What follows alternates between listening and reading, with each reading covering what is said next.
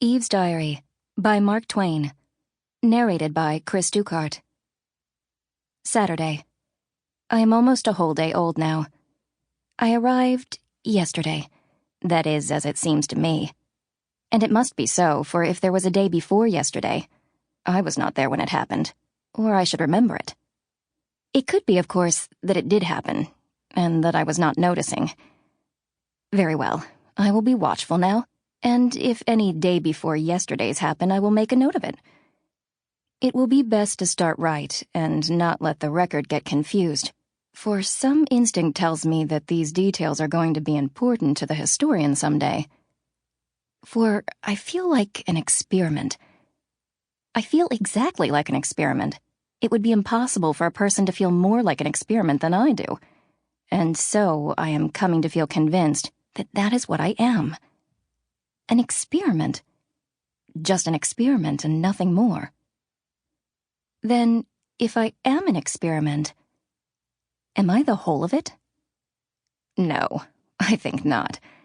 I think the rest of it is part of it.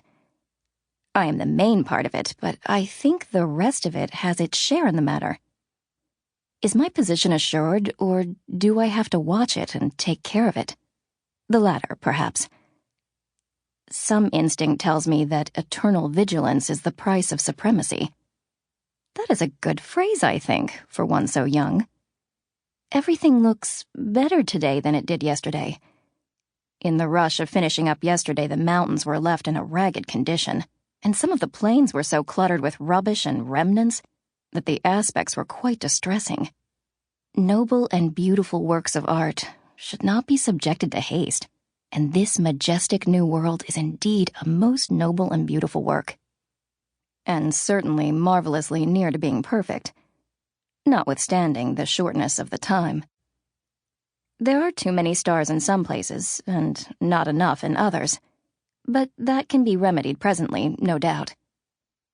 The moon got loose last night, and slid down and fell out of the scheme. A very great loss. It breaks my heart to think of it. There isn't another thing among the ornaments and decorations that is comparable to it for beauty and finish. It should have been fastened better. If we can only get it back again. But of course, there is no telling where it went to. And besides, whoever gets it will hide it. I know it because I would do it myself. I believe I can be honest in all other matters, but I already begin to realize that the core and center of my nature is love of the beautiful. A passion for the beautiful.